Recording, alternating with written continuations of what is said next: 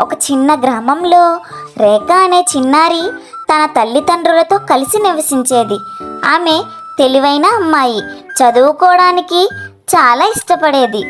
కానీ ఆ గ్రామంలో చాలామంది అమ్మాయిలకు చదువు అనవసరమని భావించేవారు. అమ్మాయిలు ఇంటి పని చేసుకోవాలి, వారికి చదువు అవసరం లేదు అని కొందరు పెద్దలు చెప్పేవారు. కానీ రేఖ తల్లిదండ్రులు చాలా మంచి మనసున్నవారు. మా అమ్మాయికి చదువు తప్పనిసరి, ఆమె తన భవిష్యత్తును తానే నిర్మించుకోవాలి అని చెప్పి ఆమెను స్కూలుకు పంపారు. రేఖ చాలా చురుకైన విద్యార్థిని, ఏది నేర్చుకున్నా త్వరగా గ్రహించేది, ఎప్పుడూ మొదటి స్థాయిలో ఉండేది. ఒకరోజు గ్రామ పెద్దలు ఒక సమావేశం పెట్టారు.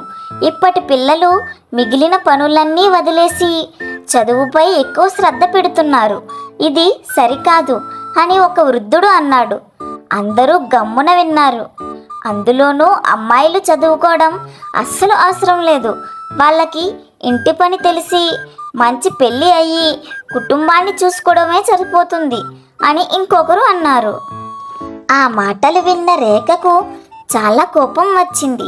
ఆమె ధైర్యంగా ముందుకు వెళ్ళి, మీ అందరికీ ఒక ప్రశ్న, రాణి లక్ష్మీబాయి, సరోజినీ నాయుడు, మదర్ తెరీసా, కల్పనా చావ్లా వీళ్ళందరూ అమ్మాయిలే, కానీ వాళ్ళు ప్రపంచానికి ఎంతో సేవ చేశారు. వాళ్ళు చదువుకోకపోతే ఈ గొప్ప కార్యాలు ఎలా సాధ్యమయ్యేవి అని ప్రశ్నించింది. పెద్దలు ఒక్కసారిగా మౌనంగా మారిపోయారు. కొందరు తమ తప్పును గ్రహించారు. నిజమే, చదువు అందరికీ అవసరమే, అమ్మాయిలను వెనక్కి తీయడం సరైంది కాదు అని అంగీకరించారు. మన గ్రామంలోని ప్రతి అమ్మాయి కూడా చదువుకోవాలి అని వారు నిర్ణయం తీసుకున్నారు. ఆ రోజు నుండి మార్పు ప్రారంభమైంది. గ్రామంలోని ప్రతి అమ్మాయికి చదువు అవకాశాన్ని కల్పించారు.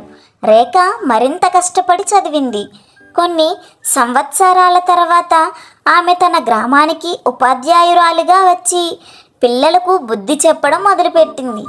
ఆమెను చూసి గ్రామంలోని ప్రతి చిన్నారి మేము కూడా రేఖ అక్కలాగా గొప్పవాళ్ళు అవుతాం అని కలలు కనసాగారు. ఈ కథలోని నీతి, ధైర్యం, పట్టుదల ఉంటే ఏ మార్పునైనా తీసుకురావచ్చు. అమ్మాయిలు కూడా అన్ని రంగాల్లోని ముందుండాలి. చదువుకు అమ్మాయిల అబ్బాయిల అనే తేడా లేదు. అందరికీ మహిళా దినోత్సవ శుభాకాంక్షలు. Subscribe, like. Thanks for watching.